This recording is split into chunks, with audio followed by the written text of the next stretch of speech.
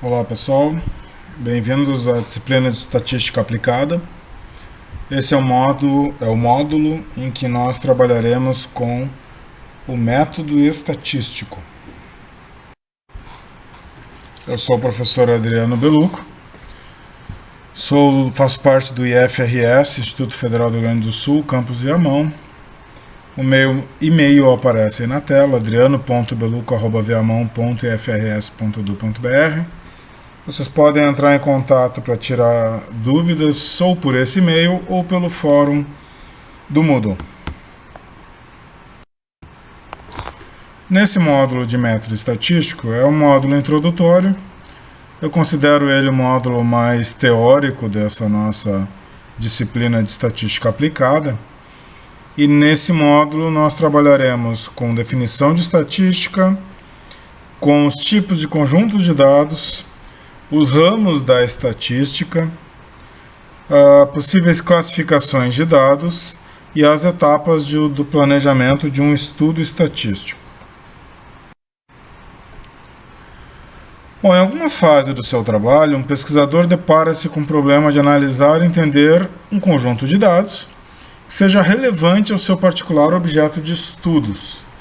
Ele vai necessitar trabalhar esses dados para transformá-los em informações, para compará-los com outros resultados ou ainda para julgar sua adequação a alguma teoria estatística. Então a gente parte do princípio que a estatística é um método de pesquisa que auxilia o processo de tomada de decisão quando existem incertezas ou também riscos, através da descrição dos dados por uma série de etapas ou fases organizadas e sequenciadas. Então, dessa forma, o nosso conceito geral, nosso conceito inicial, padrão, seria de que dados consistem em informações que vêm de observações, de contagens de algum evento, de medições de alguma situação ou de respostas a algum método ou alguma plataforma de pesquisa. Entre um exemplo que pode ser dado seria o nosso censo demográfico, que deve ser patrocinado pelo governo federal a cada 10 anos. E sempre num ano de final zero. Esse é o padrão, essa é a norma. O ano passado nós não pudemos ter, em 2020, por conta da pandemia, e está uma discussão sobre a realização ou não neste ano de 2021, por conta de custos e recursos. Para os nossos conjuntos de dados, há dois tipos de conjuntos de dados usados em estatística. Esses conjuntos são chamados de população e de amostra. Uma população é uma coleção de todos os resultados, todas as respostas, todas as medições ou todas as contagens que são de nosso interesse e que podem ser consultados, sendo viáveis ou não. Então a gente considera o amplo espectro do nosso público-alvo. A amostra, que é um outro tipo de conjunto de dados, vai ser um subgrupo de uma população, então um pequeno conjunto dentro da população, e pode ser retirado de diversas maneiras. Então eu posso ter uma amostra que contemple uma certa parte da minha população, a outra amostra pode contemplar outra parte ou algumas partes do que já foi amostrado. Então esse é um problema que reside na estatística e que nós temos uma cura para esse problema, só que a gente vai verificar isso mais adiante, não neste momento ainda, ok? E dados amostrais que compõem uma amostra, eles podem e serão usados para formar conclusões sobre populações. Aqui a gente tem alguns exemplos sobre população e amostra. Então, referentes à população, eu posso imaginar um conjunto de todas as empresas de um determinado setor de atuação. Então, aqui no nosso estado, do Rio Grande do Sul, a gente pode pensar no setor moveleiro, que é muito forte no Rio Grande do Sul. Então, pensem em todas as empresas que fabricam móveis e comercializam. Eu posso pensar até no setor agrícola, que é outro setor forte daqui do Rio Grande do Sul, em todas as cooperativas que produzem arroz e comercializam, por exemplo. Eu posso pensar no conjunto de todos os funcionários de uma empresa. Eu posso pensar também em todos os pontos de coleta de água para análise em um município ou em um estado, e depende da esfera de interesse, se eu pensar num exemplo de aplicação na área de meio ambiente, na área ambiental. A amostra vai ser sempre menor que a população, em geral muito menor que a população.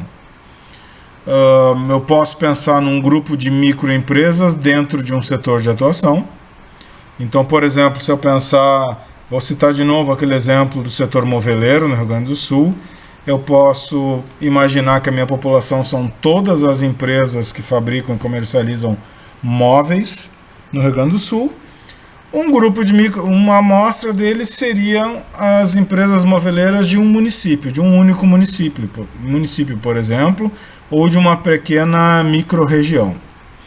Eu posso pensar como exemplo de amostra um grupo de funcionários que tenham dependentes dentro de uma empresa.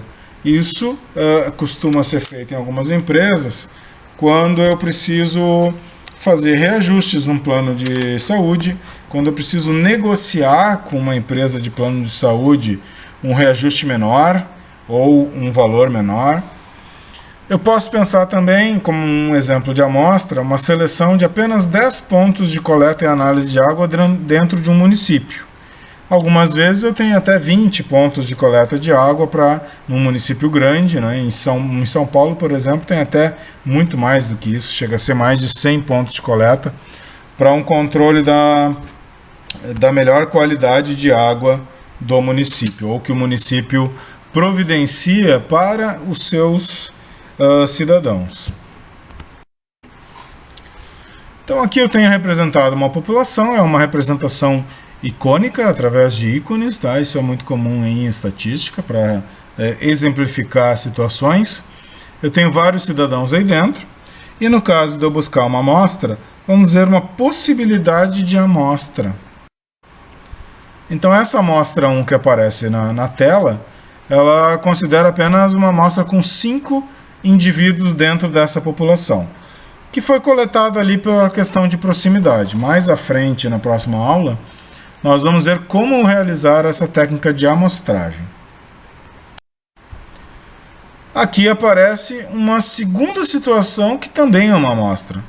Antes nós tínhamos na amostra 1 5 indivíduos, aqui nós temos 4 indivíduos nessa amostra 2.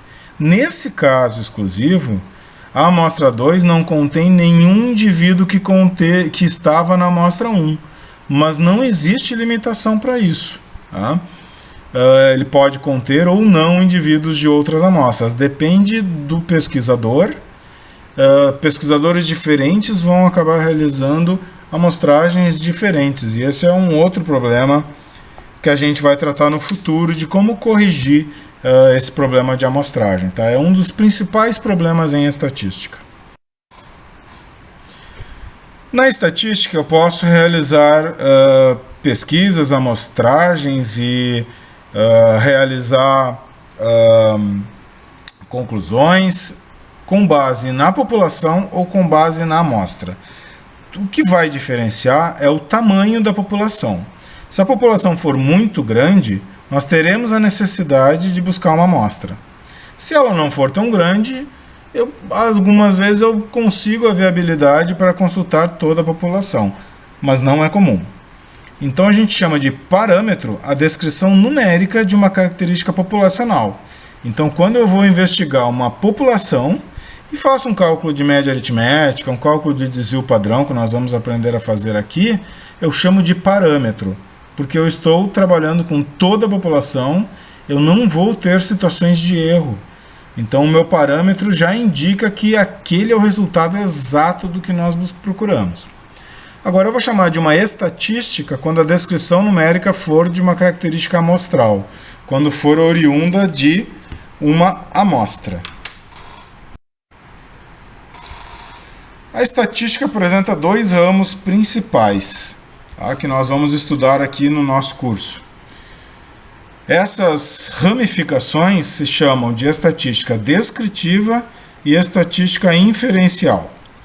A estatística descritiva é o ramo da estatística que envolve a organização, o resumo e a representação gráfica ou numérica dos dados.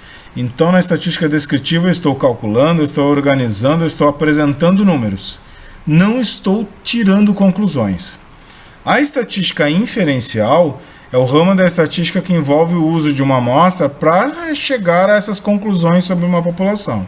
Então, a partir daqueles números calculados, a partir daqueles gráficos, eu consigo calcular probabilidades, eu consigo calcular estimativas inferenciais, eu consigo fazer previsões de séries temporais, para aí sim apresentar conclusões, seja numa pesquisa ambiental, seja numa pesquisa gerencial numa empresa, para nortear novas ações, seja na empresa, seja no meio ambiente, questões ambientais, principalmente atitudes ou ações de cunho à preservação ambiental.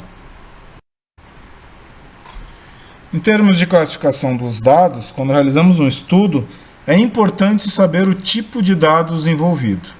A natureza dos dados vai determinar qual procedimento estatístico vai poder ser usado, qual vai ser melhor, qual não vai ser tão ideal. Então, nós temos dados qualitativos e dados na forma quantitativa. Certamente vocês já ouviram falar em uma pesquisa quanti e uma pesquisa quali. Então, ela é oriunda dessa classificação desse momento. Os dados qualitativos eles vão ser representados através de atributos, de rótulos, mas principalmente entradas não numéricas, ou seja, entradas na forma de palavras. O exemplo mais básico que nós temos é quando se realiza um censo demográfico e se pergunta a cor dos olhos da pessoa entrevistada, ou se pergunta a cor da pele da pessoa entrevistada. E nós podemos ter também dados de natureza quantitativa, que aí são medidas numéricas, são contagens, são principalmente resultados ou entradas na forma numérica. Então, por exemplo, aquele pacote de café que você compra no supermercado, algumas vezes vem em pacotes de 500 gramas. Você acredita realmente que tenha 500 gramas aquele pacote? Alguma vez você já se perguntou se não havia menos por uma conta de economia, de maximização de lucros?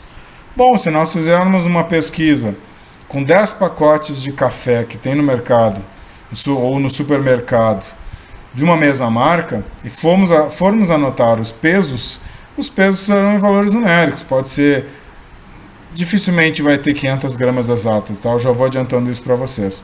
Pode ter 505 gramas, pode ter 490 gramas. Isso ocorre com muita frequência, tá, pessoal? Então, são dados de natureza numérica. Então, portanto, são dados quantitativos. Tudo isso que a gente viu até agora serve para embasar o planejamento de um estudo estatístico, que é o grande objetivo dessa nossa disciplina.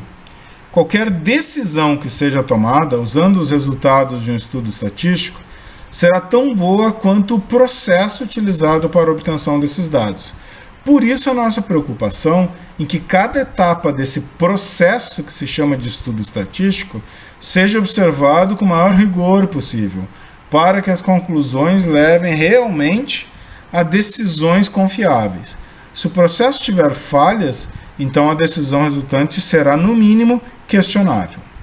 O objetivo de todo estudo estatístico é coletar os dados da forma mais limpa e lisa possível e usá-los para tomar uma decisão. Então, planejando um estudo estatístico, a primeira etapa é identificar a variável de interesse e a população do estudo. Se eu retomar aquele exemplo dos pacotes de café, a variável de interesse é o peso de uma embalagem de café onde no seu rótulo aparece o peso de 500 gramas, tá? Não vou puxar aquela questão de física de que na verdade não é o peso, é massa, tá? Não vamos passar adiante dessa questão. A população do estudo seria a produção mensal, a produção anual, a produção diária desse pacote de café. Eu já posso pensar aqui que vai ser quase impossível, vai ser impossível investigar toda a população. Que essa população, na verdade, se traduz na produção de pacotes de café com aquele peso lá de 500 gramas. Então é por isso que aqui vai ser fundamental a retirada de uma amostra para representar essa população. Se forem usadas as técnicas corretas de amostragem, eu garanto que as decisões que forem tomadas a partir dessa amostra vão servir para toda a população. E a gente vai aprender aqui nessa disciplina o porquê disso. A etapa 2, a gente precisa desenvolver um plano detalhado para a coleta de dados da amostra população. A gente começa a fazer isso no próximo módulo, que são de técnicas de amostragem. A terceira etapa se traduz na coleta real desses dados, na busca por essas informações. A etapa 4 ela é caracterizada pela descrição dos dados usando técnicas do primeiro ramo de estatística, que é a estatística descritiva. Aqui nós podemos elaborar distribuições de frequências, que são as tabelas. Daqui a umas 2 ou 3 aulas nós já vamos abordar as distribuições de frequências. A forma de cálculo das medidas de posição, que são conhecidas como as médias, a moda e a mediana. As medidas de dispersão, que a principal é o desvio padrão, mas nós também temos a amplitude e temos também o coeficiente de variação, que é uma tradução em forma de percentagem, só para quem gosta de usar mais a percentagem, quem trabalha melhor com esse tipo de padrão de escala. E a gente tem também, como já foi citado anteriormente, os gráficos. O gráfico mais usado em estatística descritiva é o histograma. Ele é um gráfico de barras verticais. A gente vai aprender a construir ele aqui. Os gráficos de dispersão e o gráfico de box plot. O gráfico de dispersão ele vai ser um dos últimos que nós vamos visualizar e aprender a construir, porque eles estão dentro da estatística inferencial. Então, que ela serve para realizar a previsão de valores baseado no que já aconteceu. O boxplot é um gráfico que tem surgido nos últimos 10, 12 anos. Ele já existe há muito mais tempo, há mais de 100 anos, mas nos últimos 10 ou 12 anos, ele se baseia em mediana e numa outra medida de posição que não está citada aqui, que são os quartis, para mostrar como os dados estão distribuídos, como é que eles se apresentam. Tem algum dado que é muito fora do padrão, por exemplo, naqueles pacotes de café, se eu fizer uma amostra de 10 valores e 9 deles estiverem em torno de 500 gramas, mas um dos pacotes aparecer com 600 gramas. Então isso a gente chama de outlier, ou valor fora do padrão. E esse valor a gente vai aprender a tratar a partir do boxplot, ok? E a quinta e última etapa de um estudo estatístico trata da interpretação dos dados para a tomada de decisões sobre a população, baseado no que a gente obteve a partir da amostra, tá? E a gente usa aqui a estatística inferencial. Então a gente tem ferramentas de probabilidades, a gente tem ferramentas para estimação de confiança. Probabilidades todo mundo já tem uma noção, né? Tantos por cento de chance de algo acontecer. A estimação de confiança vocês também já têm uma noção, só que vocês ainda não estudaram com esse nome. Por exemplo, numa eleição eu posso fazer uma pesquisa antes da eleição e obter o resultado de que a intenção de voto em determinado candidato é de 49%, mais ou menos 2 pontos percentuais, que seria 49% mais ou menos 2%. Então a gente faz o 49 menos 2 e o 49 mais 2. E a gente consegue dois valores, o 47 e o 51. E na verdade a gente criou um intervalo, tá? Um intervalo de confiança da intenção de voto.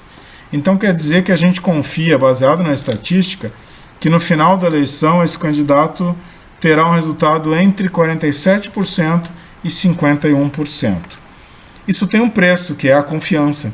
E isso a gente vai aprender a calcular, esses 2%. Por que 2%? Por que não 1%? Por que não 4%? Por que não 5%? A gente vai aprender a calcular isso durante o nosso curso, tá? Outras ferramentas de estatística inferencial são a análise de regressão, que me permite, por exemplo, numa aplicação em processos gerenciais, se eu me baseei nos últimos 6 meses o faturamento de uma empresa, eu posso, a partir desses 6 meses, projetar o que vai acontecer no mês que vem, qual o faturamento esperado. Muitas vezes eu vou pedir um empréstimo num banco para minha empresa e eles se baseiam nesses valores para fazer a projeção de faturamento nos próximos meses e saber se eu vou ter condições de pagar esse empréstimo. Então a análise de regressão é muito utilizada nesse sentido. Os testes de hipóteses, eles servem para me dizer o quão garantidos são esses resultados que eu estou calculando. Ok? Bom, esse nosso primeiro módulo, ele era bastante teórico mesmo, tá? A partir do próximo módulo nós vamos começar a realizar mais cálculos. Um pouco devagar ainda no próximo módulo, mas no terceiro módulo aí sim. Aí a gente começa a botar a mão na massa, tá? A partir do próximo módulo a gente vai ter alguns materiais auxiliares. Essas aulas narradas, elas sempre estarão disponíveis em material PDF para quem quiser imprimir e poder utilizar esse material sem ter que rodar o vídeo. Nós vamos ter também exercícios resolvidos. Eles não vão ser tantos, mas eles sempre vão ser apresentados em 2 documentos. Um deles, só a questão, para quem quiser pegar a questão e tentar resolver antes de ver a resolução. E um segundo material também em PDF, onde eles aparecem resolvidos passo a passo, como se fosse na aula presencial, o passo a passo que a gente faria no quadro. E nós teremos também uma atividade semanal do módulo, que será a atividade avaliada, ok? O meu e-mail está na tela também, fiquem à vontade para enviar dúvidas para esse e-mail, ou então postar no fórum da disciplina, que sempre vai ficar no cabeçalho da disciplina no Moodle, ok? Muito obrigado. Na próxima aula a gente se revê com as técnicas de amostragem. Até lá, um grande abraço a todos e todas, espero que estejam todos bem e que logo logo a gente possa se encontrar em modo presencial. Eu acho que em breve a gente vai conseguir. Um grande abraço.